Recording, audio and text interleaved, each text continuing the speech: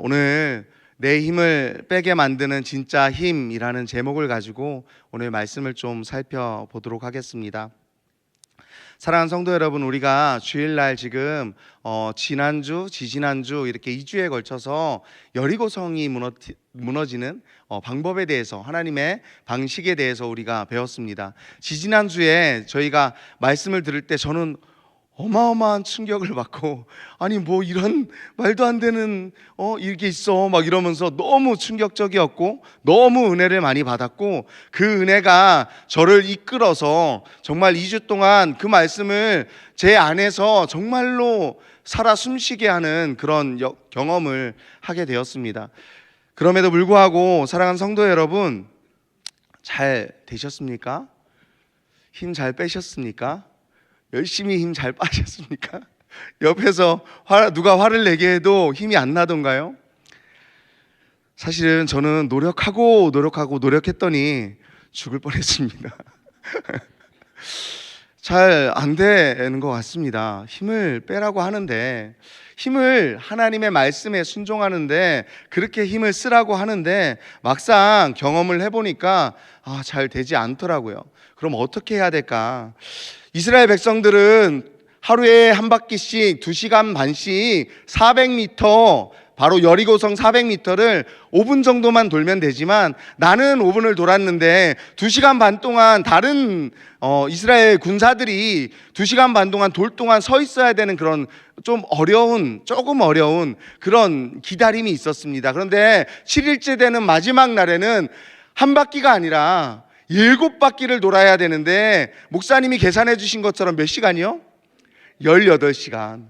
18시간 동안을 돌면서 기다려야 되는 그 힘든 시간, 밤새도록 기다려야 되는 그 힘든 시간, 정말 진을 다 빼놓고 이제 막상 들어가서 전쟁해야 되는데 힘이 다 빠져서 칼 하나 들기도 힘들 정도로 힘을 빼놓는 그 하나님의 마음, 그 마음이 무엇일까? 우리는 말씀을 들었고 그 말씀의 은혜를 받아서 20일 동안 열심히 힘을 빼려고 노력을 했는데 저는 어렵더라고요.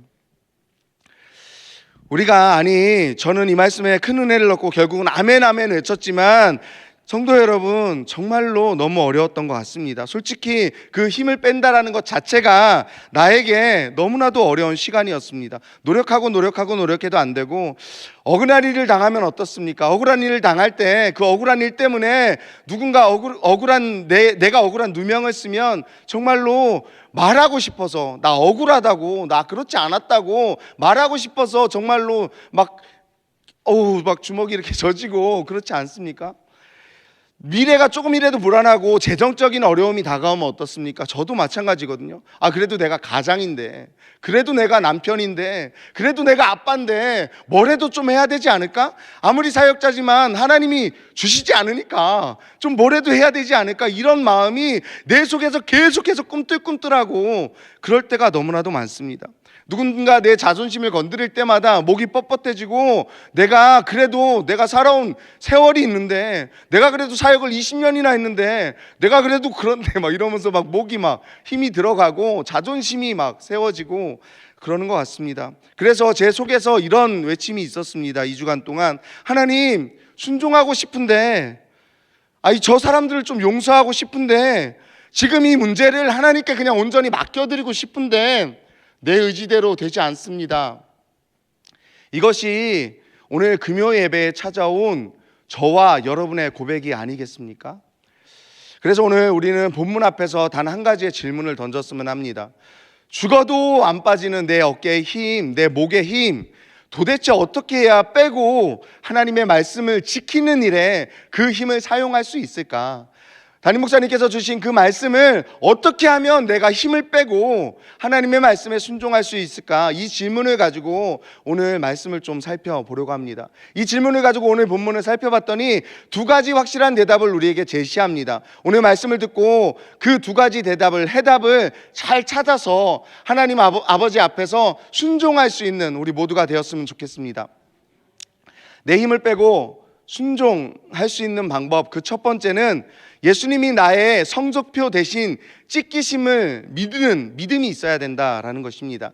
우리가 힘을 빼고 순종할 수 있는 그 첫 번째 근거는 예수님의 십자가 대속 사건입니다. 그 사건을 믿을 때 우리는 힘을 뺄 수 있습니다. 금요 예배가 되니까 이게 강단이 바뀌었잖아요. 제가 막 이렇게 나가고 싶고 막 이런 마음이 드는데 좀 이따 봐서 나가도록 하겠습니다. 마음에 욕심이 막 생기긴 하는데, 지난주에 목사님께서 눈물로 나누어 주신 예화가 있습니다. 목사님이 어린 시절 전교 1등 한 성적표를 가지고 상장을 가지고 아버지 앞에 가져갔더니 그런 말씀하시면 이런 말씀하셨죠. 2등을 어떻게 해? 저는 이런 말 태어나서 한 번도 죽을 때까지 못할 것 같은데 그런 말씀을 하셨습니다. 1등을 그렇게 쉽게 할 수 있는데 왜 2등을 하지? 이런 말씀을 하셨는데, 그 1등의 성적표를 가지고 상장을 가지고 아버지한테 가져갔더니 아버지가 상장을 찢어버리셨다고 하셨습니다. 우린 다 들었죠. 알죠. 그런데 그 사건을 통해서 우리가 아버지가 왜 그랬는지를 목사님이 깨달은 걸 들었을 때 제 마음도 완전히 무너졌습니다. 와, 얼마나 힘드셨을까. 자녀한테 무언가 해주고 싶은데 돈은 하나도 없고 백은 하나도 없고 날마다 뭐 쓸 것도 없는 그런 상황에서 아들이 공부를 해도 못하면 내가 이발기술이라도 잘 가르쳐줘서 좀 뭔가 도움이 되고 싶은데 그런 거 하나 할 수 없는 그 아빠의 마음, 찢어지는 마음이었을 거라고 생각합니다. 그런데 그 무능한 마음 때문에 한스러워서 아들이 받아온 그 전교 1등 성적표, 아들이 받아온 그 상장을 찢어버리는 그 마음이 얼마나 슬펐겠습니까? 그 아버지의 찢음은 사실은 줄 것 없는 무능력한 아버지의 슬픔, 사랑이었을 것입니다. 그런데 성도 여러분, 또 한 분의 아버지가 계십니다. 목사님이 경험하셨던 것처럼 또 한 분의 아버지, 바로 우리의 하늘 아버지가 되시는 그분께서는 우리에게 줄 게 없어서 우리가 가져가는 상장과 성적표를 찢어버리시는 하나님이 아니라, 우리가 줄 것도 없잖아요. 저는 줄 것도 없거든요. 상장은커녕 성적표도 제대로 줄 것도 없는데 하나님께서 우리에게 줄 게 하나도 없음에도 불구하고 오히려 내가 가진 성적표라고는 내가 하나님 말씀에 불순종한 거, 죄와 실패를 경험한 거, 그리고 하나님께 말 듣지 않고 내 맘대로 살아갔던 그 모든 불순종들, 이런 거밖에 줄 게 없는데 하나님은 그 성적표를 찢으시는 게 아니라 오히려 다른 것, 우리에게 내어주실 생명을 위해서 자신의 아들을 십자가에 내어 찢어버리시는 그 하나님 아버지의 사랑의 마음, 그 마음을 우리는 대비할 수 있지 않을까요?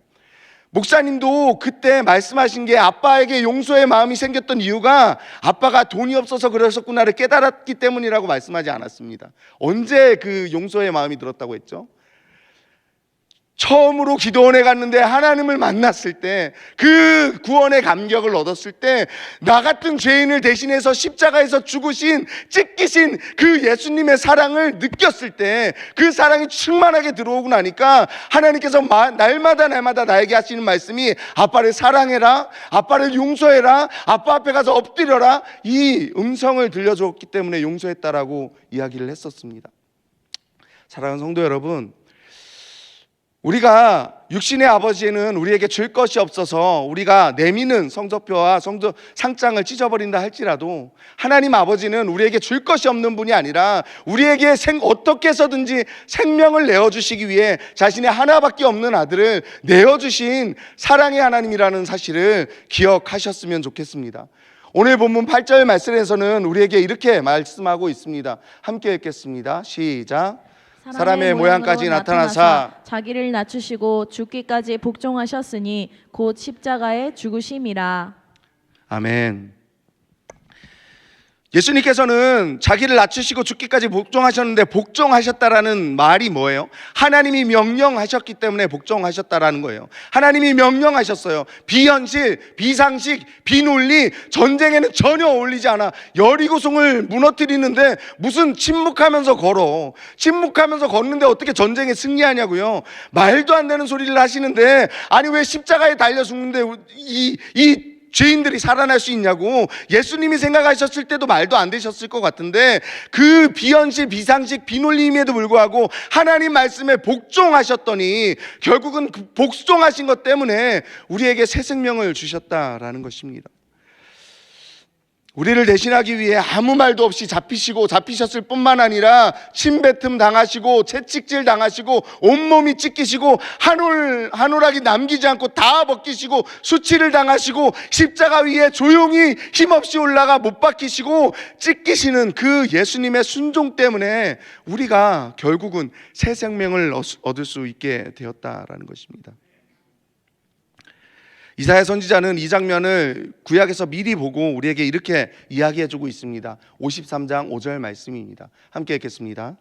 그가 찔림은 우리의 허물 때문이요 그가 상함은 우리의 죄악 때문이라. 그가 징계를 받음으로 우리는 평화를 누리고 그가 채찍에 맞음으로 우리는 나음을 받았도다.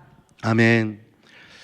결국은 예수님께서 찔리심은, 예수님께서 상하심은 우리의 죄악 때문이고 우리의 허물 때문이고, 예수님께서 징계를 받으심은 우리가 평화를 누리게 하기 위해서 채찍을 맞으시고 우리가 나음을 얻기 위해서 채찍을 맞으셨다라고 이사야 선지자는 우리에게 말씀하고 있는 것입니다. 예수님은 아무런 죄가 없으심에도 불구하고 우리를 구원하기 위해서, 우리를 하나님의 자녀로 우리의 신분을 바꿔주시기 위해서, 회복시켜주시기 위해서 하나님 아버지 앞에 말씀에 비연체 비상식 비논리임에도 불구하고 여리고성을 매일 한 바퀴씩 돌아라, 마지막 날에 7바퀴를 돌아라, 나팔 양각 나팔을 불 때 그때 다 함께 소리 질러라, 그럼 무너질 것이다 라는 말도 안 되는 상식적이지 않은 그 명령에 예수님이 순종하셨다라는 것입니다. 내가 내미는 성적표 때문에 우리가 구원된 것이 아닙니다. 내가 내미는 그 어떤 것 때문에 우리가 생명을 얻은 것이 아닙니다. 내가 하는 무엇 때문에 우리가 구원을 입었다면 예수님의 죽음은 헛된 것이 되어버리고 맙니다. 우리의 그 어떤 것 때문이 아니라 결국은 예수님께서 순종하시고 찢기심으로 결국은 우리가 자랑할 것 없이, 우리가 내세울 것 없이, 우리가 아무것도 한 공로 없이 우리는 구원함을 입었다라는 것입니다. 서두에 질문했던 것처럼 우리가 힘을 뺄 수 있는 이유가 무엇입니까? 이 예수님의 찢기심을 기억해야 한다라는 것입니다. 내 공로가 하나도 없다는 사실을 기억해야 된다는 것입니다. 내가 한 게 있는데, 내가 잘한 게 있는데, 내가 억울한데, 내가 그래도 율법을 지켰는데, 내가 그래도 11조를 하고 헌금도 많이 하는데, 내가 예배의 자리에 빠진 적이 없는데, 내가 봉사의 자리에 빠진 적이 없는데, 이러면서 예수님 앞에서 목을 뻣뻣이 들고 너가 뭐냐, 네가 랍비라고 하는데 네가 뭔데 여기서 이러냐라고 얘기했던 바리새인과 서기관들이 그 모습 아니었나요? 그들은 하나님의 율법을 다 지켰다고 합니다. 그들은 헌금도 다 했다고 합니다. 그들은 구제도 하고요, 그들은 어려운 사람들을 돕기도 하고 뿐만 아니라 금식도 하고 기도하는 자리에 빠진 적이 없다고 합니다. 그럼에도 불구하고 그들이 잘못된 건 뭡니까? 그들이 순종하지 못하는 이유는 결국은 자신이 한 게 있다라고 생각했기 때문입니다. 우리가 한 게 없습니다. 우리가 아무것도 한 게 없습니다. 우리가 한 게 있다면 하나님을 모욕하고 하나님을 알지 못하고 하나님과 적대서 원수돼서 살아갔던 것 밖에는 우리는 하나님께 보여드린 게 없습니다. 그럼에도 불구하고 하나님은 우리를 선택하셨고 우리를 구원하셨습니다. 이 사실을, 내 공로가 진짜 눈꼽만큼 먼지 한 톨도 없다라는 사실을 인정할 때 우리가 그 앞에 엎드릴 수 있다라는 사실을 기억하는 우리 모두가 되었으면 좋겠습니다. 우리 두 번째는 내 힘을 빼고 순종할 수 있는 방법, 두 번째는 내 의지가 아니라 하나님의 사랑이 나를 이끌 때 우리는 그렇게 순종할 수 있다라고 합니다. 우리가 힘을 빼고 순종할 수 있는 두 번째 대답, 결국은 우리 안에서 행하시는 하나님의 사랑입니다. 담임 목사님께서 서두에 말씀드린 것처럼 그 진정으로 아버지를 용서할 수 있었던 이유는 아버지가 이해됐기 때문이 아닙니다. 아버지가 이해돼서 아버지한테 엎드리고 아버지한테 순종하고 아버지가 시키는 일을 잘했던 게 아닙니다. 하나님이 주시는 사랑이 내 안에 풍성하게 계속 넘치니까 내가 하기 싫음에도 불구하고 하나님이 자꾸 말씀하시니까 그렇게 순종할 수 있었다고 고백하셨습니다. 제 고백도 들으지 않으셨습니까? 제 고백 한 번 더 할까요? 저는 어려서부터 혼자 살았습니다. 그래서 제가 어릴 때 애니메이션이 있었는데 엄마 찾아 산말리라고 제가 9살이 될 무렵에 엄마 찾아 산말리를 했습니다. 아빠한테 맞다 지쳐가지고 내가 엄마를 찾아야지 살 수 있겠다, 나는 이제 더 이상 이곳에서 못 살겠다 이러고 집을 나왔습니다. 엄마를 찾으러 나왔는데 엄마를 찾지 못하고 9살 때부터 혼자 살게 되었습니다. 근데 그 아빠가, 우리 아빠가 바람이 나서 우리 집을 완전히 망가뜨렸거든요. 근데 그 아빠가 나를 엄청나게 두드려 팼거든요. 내가 귀가 한쪽이 나가고 막 여러 가지 내 몸에 상처들이 많고 이런 것들이 다 아빠 때문이거든요. 그런데 제가 사역을 시작하려고 할 때 하나님이 산에 올라가서 기도만 하면 아빠한테 가서 엎드려라, 아빠한테 잘못했다고 엎드려라, 아빠한테 용서를 빌어라, 이렇게 말씀하시고, 이건 비현실, 비상식, 비논리, 말도 안 되는 소리를 막 기도할 때마다. 그래서 제가 하나님한테 따졌습니다. 소리 질러서 욕했습니다. 산 꼭대기에서 매일 밤마다 올라가서 밤새도록 기도할 때 그때 하나님한테 계속 따졌습니다. 1년이 넘도록 따졌거든요. 하나님이 지질 않으시는 거예요. 가서 엎드려라, 가서 빌어라. 제가 졌습니다. 아빠를 찾으면 갈게요. 이거 찾을 수가 없어야 정상인데 찾아지더만요. 아빠 연락되면 오라고 하면 갈게요. 아니, 우리 아빠가 오라고 할 사람이 아니거든요. 절대 그럴 사람이 아닌데 전화했더니 빨리 오래요. 이게 무슨 말도 안 되는 일인지 결국은 어쩔 수 없이 같이 사역했던 원장 목사님과 함께 그곳에 갔습니다. 가서 정말 내 속에 용서하는 마음이 진짜 먼지만큼도 없었거든요.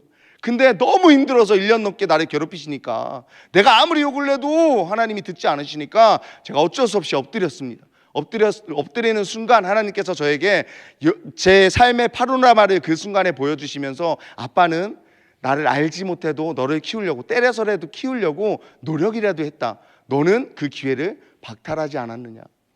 제가 박탈했습니다. 제가 엄마를 찾는다고 아빠가 아빠의 역할을 하려고 노력하는 걸 자격을 박탈해 버렸습니다. 여러 가지 다른 이유들도 설명해 주셨지만 그 이유들을 통해서 제가 깨닫게 됐습니다. 아빠가 아빠 노릇 하려고 노력은 했구나. 근데 내가 그 자격을, 그 마음을 빼앗아 버렸구나. 그래서 그 앞에 진짜로 꼬꾸라져서 울면서 엎드렸습니다. 아빠 죄송해요. 잘못했어요.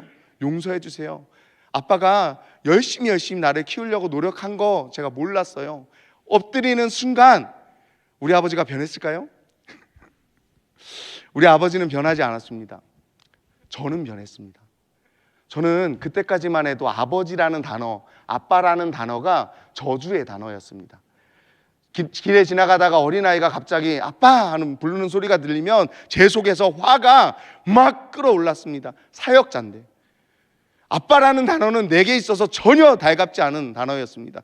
절대로 저주하고 절대로 용서하지 못하는 단어였습니다. 그런데 하나님이 1년 넘게 피조물인 나의 욕을 먹어가면서 계속해서 엎드리라고 하신 이유가 아빠를 구원하기 위함이 아니라 내 마음의 그 상처를 한 번에 깨끗이 씻어주기 위함이었습니다. 사랑하는 성도 여러분, 하나님은 우리를 사랑하십니다. 그 사랑은 무엇라 말할 수 없고 무엇과도 비교할 수 없고, 우리의 어떤 공로나 우리의 어떤 행위 때문에 우리랑 싸워주시고 우리를 이기게 해주시는 것이 아니라 그저 하나님이 나를 선택해 주셨다는 그 이유 단 하나 때문에 하나님은 나를 포기하지 않으실 뿐만 아니라 나에게 욕을 먹는 순간에도 나를 위하여 참으시고 나를 위하여 기다리시고 나를 위하여 계속해서 사랑의 말씀을 하시는 그 아버지라는 사실을 꼭 기억하셨으면 좋겠습니다. 사랑하는 성도 여러분, 우리가 누군가에게 엎드릴 수 있을 때 하나님의 명령이 말도 안 되는 비상식, 비현실, 비논리적인 그런 일을 우리 보고 하라고 할 때에도 우리가 할 수 있는 이유는 단 하나밖에 없습니다. 하나님이 우리를 사랑하시고 그 사랑이 우리 안에 충만하게 넘칠 때 우리는 충분히 그 사람 앞에 엎드릴 수 있습니다. 저는 아빠 앞에 엎드릴 거라는 상상을 해본 적도 없어요. 저는 정말로 지금 얘기를 다 못해서 그렇지만 우리 아빠가 제 인생에서 정말로 우리 가족들을 완전히 다 망가뜨렸다고 생각했기 때문에 저는 아빠를 용서할 거라, 찾아가려는 마음도 없었어요. 그런데 하나님께서 그 사랑을 계속해서 부어주시면서 1년 넘도록 저를 설득한 끝에, 그 사랑이 나에게 넘쳐난 끝에 그렇게 할 수 있었습니다. 세상에 나를 힘들게 하는 원수가 있다 할지라도 하나님이 그 사랑을 부어주시면 넉넉히 이길 수 있을 줄 믿으시기를 바랍니다. 오늘 본문 13절 말씀에서 우리에게 이렇게 이야기해 주고 있는데 한번 읽어보도록 하겠습니다. 함께 읽겠습니다. 시작. 너희 안에서 행하시는 이는 하나님이시니 자기의 기쁘신 뜻을 위하여 너희에게 소원을 두고 행하게 하시나니. 아멘. 아멘. 내가 억지로 힘을 빼는 것이 아닙니다. 내가 억지로 말씀에 순종하는 것이 아닙니다. 억지로 하는 것이 아니라 내 안에 계신 하나님께서 내 안에 십자가의 사랑으로 내 안에 부어주실 때, 그 사랑이 내 안에서 넘쳐날 때, 그 넘쳐나는 것 때문에 엎드릴 수 있다라는 사실을 기억하셨으면 좋겠습니다. 사도 바울도 갈라디아서 2장 20절 말씀에서 이렇게 고백합니다. 우리 함께 고백해 보겠습니다. 내가 그리스도와 함께 십자가에 못 박혔나니 그런즉 이제는 내가 사는 것이 아니요 오직 내 안에 그리스도께서 사시는 것이라. 이제 내가 육체 가운데 사는 것은 나를 사랑하사 나를 위하여 자기 자신을 버리신 하나님의 아들을 믿는 믿음 안에서 사는 것이라. 이것이 비결입니다. 나를 위해 찢기신 예수님의 사랑, 그 사랑이 내 안에 가득 차면 미움은 그 가득 찬 사랑 때문에 자연스럽게 밀려가고, 자존심은 설 자리가 없고, 결국은 그 빈자리에 하나님이 주시는 순종의 능력이 우리 안에 채워진다는 사실을 기억하셨으면 좋겠습니다. 제가 우리 아빠 간증을 자주 하거든요. 그런데 진짜로 너무 놀라운 사실이 뭔지 아십니까? 저는 우리 아빠를 긍휼히 여깁니다. 눈꽃만큼도 우리 아빠를 미워하는 마음이 내 안에 하나도 남아있지 않습니다. 제가 갔을 때, 제가 엎드렸을 때 그 옆에 불상이 있었거든요. 그 불상이 있어서 불쌍해 보였는지는 모르겠지만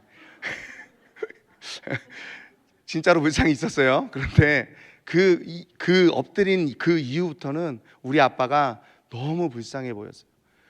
하나님을 알지 못하고 우상을 섬기고 있는 그 모습, 하나님을 알지 못하고 우상을 섬기는 여자와 살고 있는 그 모습을 봤을 때 너무 불쌍해서 어떻게 하면 내가 구원할 수 있지? 그리고 그 새로 결혼한 그 여자분에게 계속 찾아갔습니다.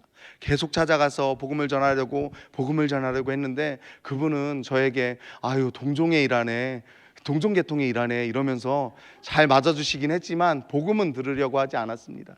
사랑하는 성도 여러분, 제가 지금 하고 싶은 말씀은 뭐냐 하면, 우리가 하나님이 부어주시는 사랑이면 능치 못함이 없습니다. 절대로 나는 용서 못해 라고 하는 사람도 하나님이 부어주시면, 하나님이 그 사랑을 내 안에 부어주시면 능치 못함이 없다라는 사실을 기억하는 우리 모두가 되었으면 좋겠습니다. 이 시간 사랑하는 성도 여러분, 우리가 처음에 질문했습니다. 도대체 어떻게 내 힘을 뺄 수 있는가? 그리고 어떻게 하면 하나님 말씀에 순종할 수 있는가? 이 두 가지 질문을 가지고 우리가 오늘 말씀을 살펴봤습니다. 첫 번째는 나의 죄된 성적표, 내가 죄로 얼룩진 성적표. 솔직히 우리가 하나님 앞에 내세울 게 뭡니까? 여러분들이 있으십니까? 진짜 있으신가요?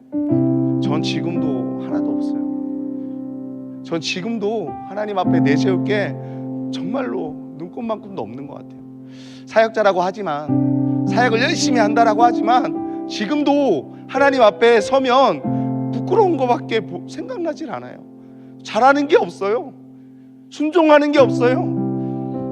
하나님을 사랑하는 일도 사실은 잘하지 못하는 것 같아요. 우리가 하나님께 드릴 수 있는 성적표가 무엇이 있습니까? 없다라는 사실을 인정하셔야 합니다. 우리가 하나님한테 드릴 수 있는 게 없습니다.